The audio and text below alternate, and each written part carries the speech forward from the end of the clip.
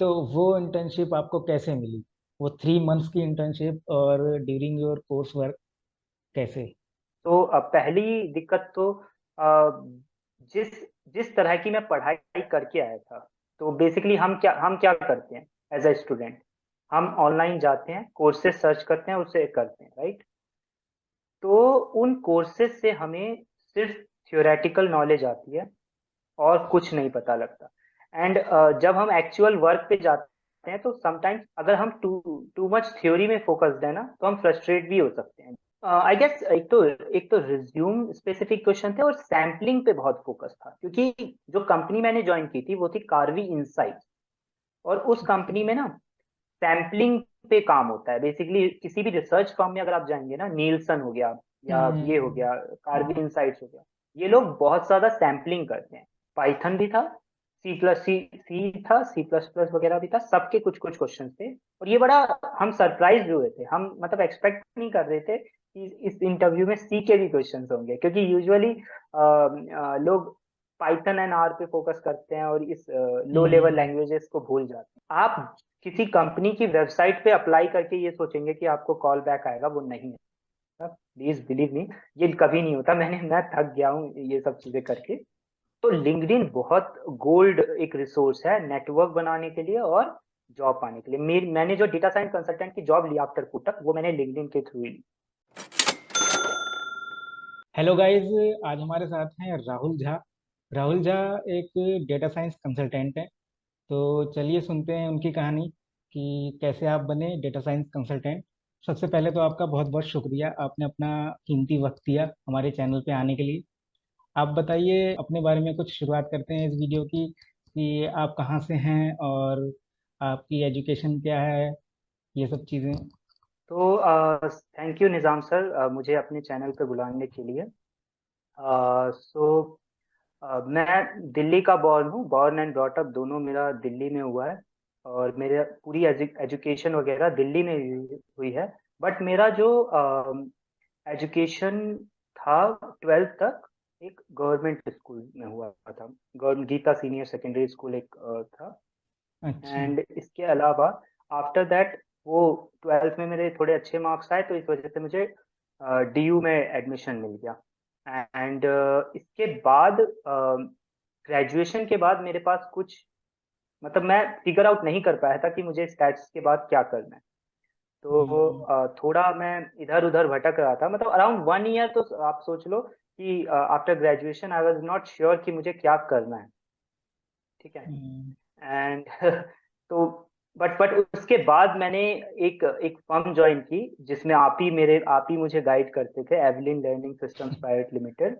उस फर्म में उस फर्म में मैंने as a subject matter expert statistics किया जॉब।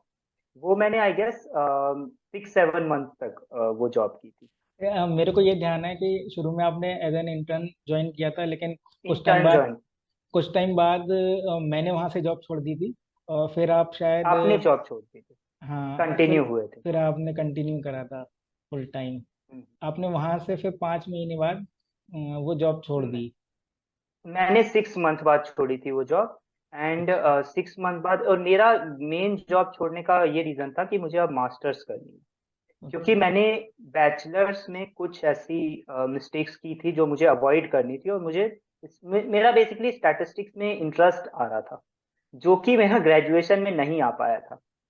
तो वो मैंने काइंड ऑफ रेक्टिफाई करने के लिए ना, मैंने सोचा कि I should pursue masters and that too in statistics. तो मैंने स्टैटिस्टिक्स में मास्टर्स के लिए सोचा। और मेरा प्लान ये था कि मुझे आईआईटी कानपुर या आईआईटी बॉम्बे से एमएससी स्टैटिस्टिक्स करनी है, तो उसके लिए एंट्रेंस होता है आईआईटी जैम। हम्म। तो मैंने सोचा कि let's devote around 2-3 months for its preparation. तो मैंने अराउंड नवंबर में वो जॉब छोड़ी। एंड नवंबर से लग गया इसकी प्रिपरेशन के लिए, क्योंकि उसका exam, if I remember correctly, IIT jam का एग्जाम आई गेस फैब या मार्च में ही हो जाता है। ये हाँ, ये फेब मार्च में होता है। ये 2017 की बात है। 2017 में आपने नवंबर में जॉब छोड़ दी। जॉब छोड़ हम्म। दी थी, यस। हाँ, ओके। तो इस वक्त जॉब छोड़ी। एंड देन उधर से मैं प्रिपरेशन में लग गया फुल ऑन कि मुझे मास्टर्स करनी है। But somehow I couldn't clear IIT, but DU के मेरे सारे एंट्रेंस क्लियर हो गए थे। मतलब डीयू में मैंने दो एंट्रेंस दिए थे, एमएससी स्टैटिस्टिक्स का एंड एमएससी ऑपरेशनल रिसर्च का। मैंने एक और एंट्रेंस दिया था बीएचयू का, and okay. That was BHU MSc in I guess applied stats, if I remember correctly. Okay. तो इन ये तीन एंट्रेंस मैंने दिए थे। मैंने एक पुणे यूनिवर्सिटी का भी एंट्रेंस दिया था। ऑलमोस्ट सब में मेरी टॉप 5 में रैंक थी उसमें, जितने भी एंट्रेंस दिए थे मैंने। Operational I guess operational research में 8 रैंक थी, एंड इसमें 4th थी डीयू के एंट्रेंस में, एंड 4 उसमें भी थी बीएचयू के एंट्रेंस में। अच्छा, एक एक सवाल यहाँ पे ये है, आपने क्योंकि आप दिल्ली से हैं इसीलिए आपने दिल्ली यूनिवर्सिटी से ही किया, या आपने भरा तो पुणे का भी था और पीएचयू का भी था, तो वहाँ क्यों नहीं गए? दिल्ली से इसलिए किया क्योंकि मेरा मेन पर्पस, एक तो स्टैट्स में मुझे थोड़ा अच्छा करना था, प्लस मुझे जॉब चाहिए थी in the field of data science. मैं शुरू से ये बात के लिए वो था। एंड मैंने हम्म। जब बीएचयू के सीनियर से पूछा और डीयू के सीनियर से पूछा, तो ये बात क्लियर हो रही थी कि डीयू से अच्छा प्लेसमेंट होता है। ओके। तो ओके। इस वजह से मैंने डीयू प्रेफर किया over BHU and other university. अच्छा, आपकी प्रोफाइल में एक इंटर्नशिप भी मेंशन है, तो वो इंटर्नशिप आपको कैसे मिली? वो 3 मंथ्स की इंटर्नशिप और ड्यूरिंग योर कोर्स वर्क, कैसे? वो इंटर्नशिप तो जब मैं डीयू के एमएससी स्टैट्स में एनरोल हुआ, तो वहाँ पे एक उनका प्रॉपर पी सेल होता है, प्लेसमेंट सेल। हम्म। वो कंपनीज वगैरह इनवाइट करते हैं for internship and for full time roles. Internship मुझे वहीं से मिली थी। तो कार्बी इंसाइट्स नाम की एक कंपनी थी, वो आई थी हमारे कैंपस पे, एंड उसने हायर किए थे अराउंड 3 बच्चे। ओके, फिर ये एमएससी कंप्लीट होने के बाद ये डेटा साइंस में आप कैसे आए? अगेन वो जो फर्स्ट जॉब थी मेरी कोटक महिंद्रा बैंक में, उधर मैं एज अ बिजनेस एनालिस्ट लगा था। ओके। और वो जॉब मेरी लगी थी अगेन फ्रॉम प्लेसमेंट। तो कोटक महिंद्रा बैंक का मुंबई मुंबई का ब्रांच, मुंबई की जो बिजनेस इंटेलिजेंस यूनिट एक टीम है, बीआईयू बोलते हैं उसे शॉर्ट में, वो टीम ने विजिट किया था हमारे कैंपस को, एंड ओके। वहां से मेरी ये फर्स्ट जॉब लगी। यस, बट उसके साथ साथ मैं, मतलब ड्यूरिंग माय एमएससी स्टैटिस्टिक्स, मैं काफी पढ़ रहा था चीजें। मैंने काफी सारे सर्टिफिकेशंस किए थे, लाइक डेटा कैंप का मैंने डेटा साइंटिस्ट विथ पाइथन का सर्टिफिकेशन कंप्लीट किया। मैंने मशीन लर्निंग का एक बड़ा पॉपुलर एंड्रयू एनजी का कोर्स है, वो हम्म। कंप्लीट किया। हम्म। एंड उसके अलावा मैं मतलब काफी सारे प्रोजेक्ट्स और इन कोर्सेस वगैरह में इन्वॉल्व था। तो मेरा बेसिकली ये था कि मैं अगर प्लेसमेंट, क्योंकि मेरे साथ एक इश्यू था कि मेरा गैप हो गया था आफ्टर माय ग्रेजुएशन। तो हम्म। वो इश्यू मेजर ना बने मेरे इंटरव्यू में, तो उसको मैंने ओवरकम करने के लिए मैंने अपनी स्किल्स बहुत ज्यादा डेवलप करने पे काम किया।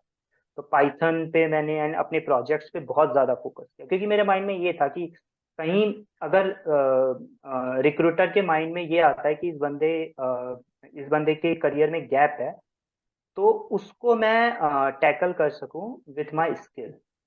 अगर हम्म। बहुत अच्छी स्किल्स होगी तो ऑब्वियसली वो बंदा हायर करेगा। तो ये चीज थी मेरे माइंड में। तो साथ में मैंने काफी इन सब चीजों पे मतलब काफी काफी फोकस्ड रहा था। ये तो एनालिटिक्स में आप थे, बैंक में, और फिर प्रॉपर डेटा साइंस कंसल्टेंट, तो वहाँ से ये स्विच जो हुआ ये कैसे? ये स्विच ऐसे हुआ कि कोटक महिंद्रा बैंक में मुझे कुछ चीज, मतलब एक तो सबसे पहले वहां पे जो हम काम करते थे तो सैस वगैरह में करते थे, और मेरा सैस। जो कोर स्किल्स था सैस में करते थे। मेरा जो कोर स्किल्स था जिसके लिए मैंने अपने आप को ट्रेन किया था, वो पाइथन था। हालांकि मैं सैस सीख गया बहुत अच्छा कोटक में रहते हुए, बट मैं कुछ ऐसे रोल्स में जाना चाहता था जहाँ पे मेरी पाइथन ज्यादा इन्वॉल्व हो। पहला तो ये रीजन था, एंड दूसरा रीजन ये भी था कि मुझे वैरायटी ऑफ प्रोजेक्ट्स चाहिए थे। मुझे बहुत, मतलब मैं ये सोच रहा था कि कभी मुझे लेट्स से कंप्यूटर विजन पे काम करने को मिले, कभी मुझे एनएलपी पे काम करने को मिले। हम्म। तो इन रीजंस की वजह से मैंने सोचा let's make a job switch. अब डेटा साइंस कंसल्टेंट मैं कैसे बना, उसका आंसर देने के लिए तो मैं ये था कि I was open to any job. After my Kotak job. Hmm. But मैं बैंक बैंक में नहीं जाना चाहता था बेसिकली। ऐसा नहीं है कि मेरा बैंक से एक्सपीरियंस बुरा रहा था, मेरा कोटक में बहुत अच्छा लर्निंग हुआ।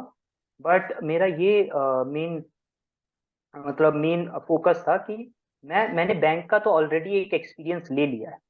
अब किसी तो और सेक्टर में। Let's have a different kind of experience. तो वहां से मैंने सोचा कि वहां से मैंने मल्टीपल जगह अप्लाई किया, मैंने अराउंड 4-5 कंपनीज में अप्लाई किया और ऑलमोस्ट हर कंपनी में मेरा हो गया था। ओके। और उसमें से मैंने ये चूज किया बेस्ड अपॉन वेरियस फैक्टर्स, क्योंकि ये बहुत नया सा दिख रहा था जॉब मुझे, मतलब इसके बारे में कुछ पता नहीं था। अच्छा, वापस आते हैं कोटक महिंद्रा पे। वहां पर क्या दिक्कतें, क्योंकि आपकी फर्स्ट जॉब थी इन एनालिटिक्स, तो वहां पर शुरू में क्या दिक्कतें आई? As a fresher, yes. तो पहली दिक्कत तो जिस जिस तरह की मैं पढ़ाई करके आया था, तो बेसिकली हम क्या करते हैं as a student.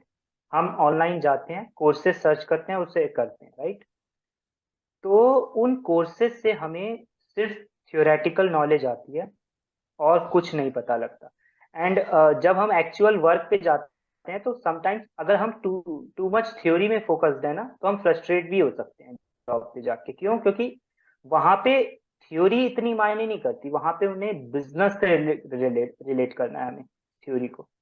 So for example, हम जैसे मैं ही पाइथन पाइथन हमेशा करता रहता था पहले कि मुझे पाइथन सीखना है, पाइथन में ये करना है वो करना है। बट जॉब पे जाने के बाद मुझे पता लगा कि it's not only about Python, you have to like learn also business perspective of things. तो कोटक में पहली डिफिकल्टी तो मुझे ये फेस हुई कि मतलब पहले बिजनेस को समझना है कि हमें हमारे हमारे इनपुट्स का, हमारे वर्क का कैसे इम्पैक्ट पड़ेगा। उनके जैसे हम मॉडल्स बना रहे हैं, मशीन लर्निंग मॉडल्स बना रहे हैं, तो वो कैसे यूटिलाइज होगा, उसका कैसे इम्पैक्ट आएगा। तो ये सबसे बिजनेस। बड़ी प्रॉब्लम थी।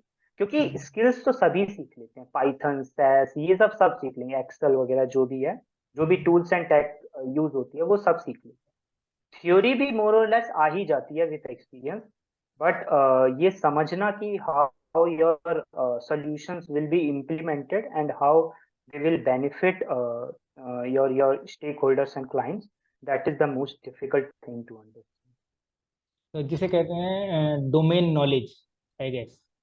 डोमेन नॉलेज, यस, हाँ, डोमेन डोमेन नॉलेज बहुत नॉलेज। जरूरी है।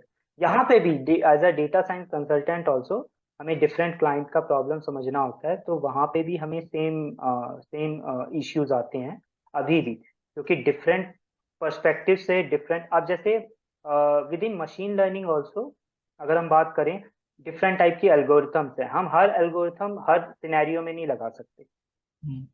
और वो सिनेरियो भी बेस्ड ऑन डोमेन आते हैं। मतलब फॉर एग्जांपल, अगर आप किसी भी बैंकिंग के बंदों से बात करोगे ना, तो यूजुअली ना बैंकिंग में जो मॉडल्स बन रहे हैं वो लॉजिस्टिक रिग्रेशन यूज करके हम्म। बनते हैं। हम्म।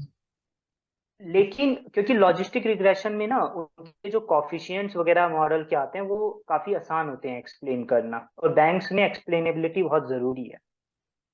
तो इसी तरीके से अगर मुझे एक्सप्लेनेबिलिटी में मैं थोड़ा कॉम्प्रोमाइज कर सकता हूँ, थोड़ा सा कॉम्प्रोमाइज कर सकता हूँ, इसलिए मुझे एक्सप्लेनेबिलिटी चाहिए। But at the same time मुझे मॉडल एक्यूरेसी भी अच्छी करनी है, क्योंकि लॉजिस्टिक बाय डिफॉल्ट इतना एक्यूरेट नहीं होता। मतलब ऑब्वियसली बैंक की हम्म। एप्लीकेशन के लिए एक्यूरेट है, बट अगर मुझे एक्यूरेसी इंप्रूव करनी है तो मैं फिर रैंडम फॉरेस्ट या डिसीजन ट्री पे जाऊंगा। Coming back to your point ना, तो अगेन वो सिनेरियोज वेरी करते हैं। जो आपकी फर्स्ट इंटर्नशिप थी, उसमें किस तरह के इंटरव्यू क्वेश्चंस थे? हालांकि वो कॉलेज के थ्रू ही थी, लेकिन इंटरव्यू में मतलब कैसे, क्योंकि सिर्फ 3 बच्चे आपकी क्लास में, टोटल कितने बच्चे थे? अराउंड 90 में। 90 में सिर्फ आप 3 लोग उस इंटर्नशिप के लिए क्वालिफाई किया आपने? बिकॉज इट्स नॉट लाइक, नहीं नहीं, ऐसा ऐसा नहीं हम इसे रीड कर सकते इस डेटा को। क्योंकि उस 90 में से बहुत से लोग उस टाइप की इंटर्नशिप के लिए इंटरेस्टेड भी नहीं होते। बहुत से लोग गवर्नमेंट जॉब्स की प्रिपरेशन कर रहे हैं तो वो वैसे ही नहीं बैठते। तो आप कह सकते हैं 50 में से 3। 50 में से? बिकॉज 40 लोग तो वहीं पे सेपरेट हो गए, जो लोग सेपरेट। इंटरेस्टेड नहीं है या जो। ओके। तो ये जो इंटरव्यू रहा होगा, इसमें किस तरीके के क्वेश्चंस थे और कैसे? सबसे पहला इसमें एक टेस्ट हुआ था, रिटर्न टेस्ट। तो उसमें जैसे आपने बैंकिंग का कोई एग्जाम अगर देखा हो, तो बैंकिंग में किस टाइप के क्वेश्चन आते हैं, क्वांटिटेटिव एप्टीट्यूड होता है, जनरल अवेयरनेस होता है, इंग्लिश होती है। तो वो टेस्ट हुआ, एंड उसके बेस पे 10 बच्चे सेलेक्ट किए थे। ओके। एंड इन 10 बच्चों का इंटरव्यू हुआ, एंड देन फिर 3 बच्चे सेलेक्ट हुए। तो coming back to your question कि कौन से इंटरव्यू क्वेश्चंस पूछे गए मेरे से, तो आई गेस एक तो रिज्यूम स्पेसिफिक क्वेश्चन थे, और सैम्पलिंग पे बहुत फोकस था, क्योंकि जो कंपनी मैंने ज्वाइन की थी वो थी कार्वी इंसाइट्स। और उस कंपनी में ना सैम्पलिंग पे काम होता है। बेसिकली किसी भी रिसर्च फर्म में अगर आप जाएंगे ना, नीलसन हो गया या ये हो हम्म। गया, कार्वी इंसाइट्स हो गया, ये लोग बहुत ज्यादा सैम्पलिंग करते हैं। ये लोग सारे अच्छा। पॉपुलेशन को स्टडी नहीं करते, ये सैम्पलिंग पे फोकस करते हैं। तो वहां पे मुझे एक क्वेश्चन बड़ा इंटरेस्टिंग याद है कि how will you calculate the optimal number of samples to take for a particular study. तो ओके। वहां पे ये क्वेश्चन पूछा था कि एन, स्मॉल एन कैसे निकालोगे, क्योंकि स्टैटिस्टिक्स में हम ये पढ़ते हैं capital N and small n. Capital N N stands for population size, small n stands for sample size. तो उसका क्वेश्चन ये था कि स्मॉल एन आप कैसे कंप्यूट करोगे, मतलब कैसे डिसाइड करोगे कि अगर किसी स्टडी में आप किसी पर्टिकुलर पॉपुलेशन को स्टडी कर रहे हो जिसमें 16,000 है, लेट्स टेक एन एग्जांपल 16,000, तो इसमें से कितने सैंपल लिए जाए जो कि ऑप्टिमल होंगे। Coming back to your question, तो ये पहला मेरा क्वेश्चन था आई गेस। पहला तो ऑब्वियसली इंट्रोडक्शन था, बट उसके बाद उन्होंने सैम्पलिंग स्पेसिफिक क्वेश्चंस काफी पूछे थे। और मुझे ये भी पूछा था कि which language you are comfortable in, like Python और आर। तो वहां पे मैंने पाइथन बोला था, एंड देन पाइथन से रिलेटेड कुछ क्वेश्चन पूछे। एक और बात बताना चाहूंगा मैं कि उस पर्टिकुलर कंपनी में मैं जब 3 महीने रहा था, आई वॉज वेरी फॉर्चुनेट। मतलब यूजुअली क्या होता है कि जो लोग वहां पे इंटर्नशिप करने जाते हैं, उनको जो वर्क दिया जाता है उससे वो बिल्कुल डिफरेंट होता है, वो स्टैट्स से रिलेटेड नहीं होता, वो बिल्कुल डिफरेंट होता है। बट मैं बहुत फॉर्चुनेट था आई नो। कार्बी इंसाइट्स में जाके कि मुझे मुझे ना डेटा साइंस से रिलेटेड एक प्रोजेक्ट मिला, मतलब पाइथन स्पेसिफिक एक ऑटोमेशन का प्रोजेक्ट। बेसिकली वो एक डेटा क्लीनिंग करते थे मैनुअली, ओके। जिसको करने में एक बंदा बैठता था, एक्सेल का उसको डेटा मिलता था, एंड उसको पूरे दिन वो काम करना पड़ता था। तो मुझे वो टास्क दिया, वहाँ के एक दीपक सर थे, काफी अभी भी वो मेरे टच में है। तो वो उन्होंने ये टास्क मुझे असाइन किया, एंड अराउंड मैंने एक 2-3 दिन इस पे काम किया होगा। ये बहुत अच्छा प्रोजेक्ट, पांडास एंड कुछ एक्सेल की लाइब्रेरीज वगैरह यूज करके हमने इसको ऑटोमेट किया, and then auto. it used to get completed in less than 1 minute, which was earlier taking one whole day. तो ओके। ये पर्टिकुलर मेजर अचीवमेंट मेरा इस इंटर्नशिप से यही था। मतलब ये स्क्रिप्ट ओके। बनाई थी मैंने, जो कि काफी ओके। इंटरेस्टिंग थी। या आई कैन अंडरस्टैंड। ओके। ये तो इंटर्नशिप की बात हो गई। अब जब कंपनी आई कोटेक महिंद्रा, तो वहां पर जो इंटरव्यू हुआ वो कैसे, क्या क्या रहा उसमें? अगेन वहां पे भी हमारा पहला टेस्ट था, प्रोग्रामिंग टेस्ट। तो उस प्रोग्रामिंग टेस्ट में I guess multiple programming languages थी, इफ आई रिमेम्बर। पाइथन भी था, सी था, C++ वगैरह भी था, सबके कुछ कुछ क्वेश्चन थे। और ये बड़ा हम सरप्राइज हुए थे, हम मतलब एक्सपेक्ट नहीं कर रहे थे कि इस इंटरव्यू में सी के भी क्वेश्चंस होंगे, क्योंकि यूजुअली लोग पाइथन एंड आर पे फोकस करते हैं और इस लो लेवल हम्म। लैंग्वेजेस को भूल जाते हैं, जैसे C++, जावा। तो हम्म। तो वो क्वेश्चन थे। तो somehow I got selected in some 15 to 20 students. तो 15 to 20 स्टूडेंट्स में मैं था, जो लोग आउट ऑफ 90 सेलेक्ट हुए थे। एंड देन उनका इंटरव्यू हुआ। इंटरव्यू 2 राउंड्स का हुआ था। नो नो नो, 2 राउंड्स का नहीं, 3 राउंड्स का। वहां पे क्या था कि एक टेक्निकल राउंड था, एक HR राउंड था, और एक फाइनल हमारा टेलीफोनिक राउंड था फाइनल। उसमें हमें अपने बिजनेस हेड से बात करवाई थी। टेक्निकल राउंड में मेरे CV से क्वेश्चन थे। मैंने कुछ प्रोजेक्ट्स कर रखे थे, उस प्रोजेक्ट को मुझे एक्सप्लेन करना था। मतलब ज्यादा मतलब डिफिकल्ट नहीं था। जो भी इस वीडियो को देखेगा, अगर मुझे उनको टिप देनी हो, जो मोस्ट डिफिकल्ट पार्ट होता है ना, वो किसी एक रिकॉग्नाइज्ड यूनिवर्सिटी में घुसना होता है। क्योंकि अगर आप समहाउ किसी यूनिवर्सिटी में चले जाते हो, let's say DU, DU is known for placement, DU का stats department is known for placement, या आईआईटी में घुस जाते हो, आईआईटी बॉम्बे या आईआईटी कानपुर, तो वहां से ना जर्नी तभी भी इजी हो जाती है। अगर आप यही जॉब्स ऑफ कैंपस के से ट्राई मारोगे तो वो थोड़ा मुश्किल होता है, वो भी मुश्किल नहीं है बट वो थोड़ा मुश्किल होता है। तो if any of you can get into good university, तो अच्छा होता है, एज मिल जाता है वो स्टार्टिंग, क्योंकि कंपनीज वहां आती है, तो कंपनीज आती है तो आपको एक अपॉर्चुनिटी मिल जाती है वहां पे बैठने की। और वहां वहां से ना इतना मैंने देखा कि अच्छी अच्छी कंपनियां भी इतना मुश्किल वो नहीं ले रही राउंड। जैसे बहुत सारी कंपनियां, जैसे अमेरिकन एक्सप्रेस हो गई, काफी सारी कंपनियां थी, उनके राउंड काफी सिंपल हो रहे थे, मतलब इतने काफी डिफिकल्ट क्वेश्चंस नहीं है। नहीं थे। हाँ। हम्म, अच्छा, कोई डेटा साइंटिस्ट बनना चाहता है ऑफ कैंपस, तो उसके लिए उसे क्या क्या मतलब करना चाहिए, क्या स्टेप्स आप क्या सजेस्ट करेंगे? सबसे, अगर अगर डेटा साइंटिस्ट बनना चाहता है तो जो एडवाइस होगी ना वो वैरी करेगी। वो बंदा किस बैकग्राउंड से आ रहा है। अगर वो बंदा कंप्यूटर के बैकग्राउंड से आ रहा है तो उसके लिए बहुत इजी होने वाला है, क्योंकि उसे जो चीजें पढ़नी पड़ेगी ना वो सिर्फ स्टैट्स है। कंप्यूटर का बैकग्राउंड उसे आता ही है ऑलमोस्ट, प्रोग्रामिंग वगैरह। अगर कोई बंदा नॉन कंप्यूटर बैकग्राउंड से आ रहा है, प्योरली स्टैटिस्टिकल बैकग्राउंड से आ रहा है, तब उसको प्रोग्रामिंग पे ज्यादा फोकस करना पड़ेगा। ये तो हो गई बात स्किल्स, ठीक है। स्किल्स में तो ये चीज है, और स्किल्स के लिए आजकल काफी सारी रोड मैप्स हैं, तो मतलब रिसोर्सेज की कोई कमी नहीं है। There is like plethora of resources on YouTube, on on Google. अब तो चैट जीपीटी आ गया है, उससे पूछ लो कि how to become a data scientist, तो वो हम्म, आपको दर्जन भर रिसोर्सेज दे देगा। तो तो ये मुझे लगता है रिसोर्सेज की कमी नहीं है। अब प्रॉब्लम रिसोर्सेज की नहीं है, अब प्रॉब्लम है कि कैसे जॉब ली जाए। अगर आपने पढ़ाई कर ली है and if you are confident कि अब आपको इनफ आता है कि आप जॉब कर सकते हैं, उसके बाद अब आपको पता है क्या फोकस करना है, नेटवर्किंग पे फोकस करनी है।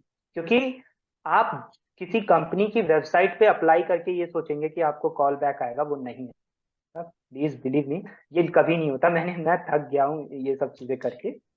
तो ना तो आप कंपनीज की वेबसाइट पे जाके अप्लाई कीजिए, ना ही लिंक्डइन पे रैंडमली जो आता है ना जॉब्स का सेक्शन, वहां पे जाके अप्लाई का ऑप्शन आता है, वो भी वो नहीं है, अच्छा नहीं है। आपको क्या करना है, नेटवर्क्स बनाने हैं। नेटवर्क्स कैसे बनते हैं, LinkedIn is the best source. और सेकंड जो एडवाइस है वो है, लिंक्डइन का जो सर्च ऑप्शन होता है ना उसे यूटिलाइज करना है अच्छे से। लिंक्डइन के सर्च ऑप्शन को यूटिलाइज करके ना आप पोस्ट देख सकते हैं।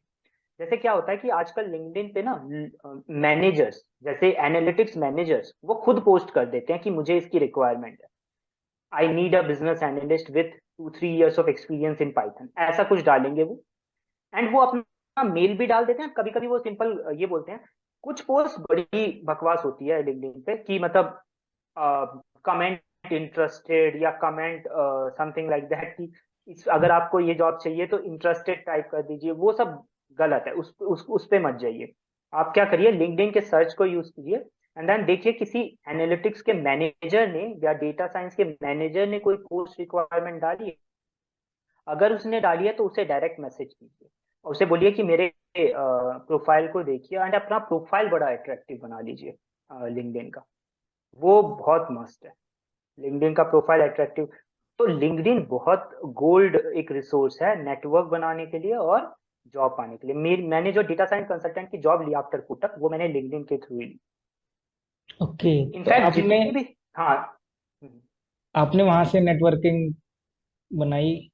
नेटवर्किंग एंड सर्च ऑप्शंस मैंने काफी यूटिलाइज किए थे। अच्छा राहुल, हमने आपका यूट्यूब चैनल भी देखा। आपका यूट्यूब चैनल है डेटा गीक आरजे करके, उसमें बहुत से अच्छे हाँ, वीडियोस हैं, मैंने काफ़ी चीज़ें देखी उसमें। वो कैसे शुरू हुआ और कब हुआ? तो वो बेसिकली क्या था कि 2020 में जब लॉकडाउन आया, तो उस बीच में मेरे पास कुछ नहीं था करने के लिए, क्योंकि ज्वाइनिंग होनी थी कोटक में। एंड मैंने सोचा कि यार इस टाइम को कैसे यूटिलाइज किया जाए। तो सब लोग कुछ ना कुछ कर रहे थे, तो मैंने सोचा मैं भी यूट्यूब चैनल स्टार्ट करता हूँ, जो भी मुझे आता है वो पढ़ाने के लिए। तो उस पे मैं पाइथन वगैरह की वीडियोस डालता था, पाइथन और डेटा साइंस काफी। जैसे एक एसके टाइम का मैंने ट्यूटोरियल डाल रखा है, वो काफी पॉपुलर है उस पे। ये बेसिकली स्टार्ट जो हुआ था वो बिकॉज मेरे पास कुछ नहीं था करने के लिए, तो वो out of curiosity, out of interest मैंने स्टार्ट किया।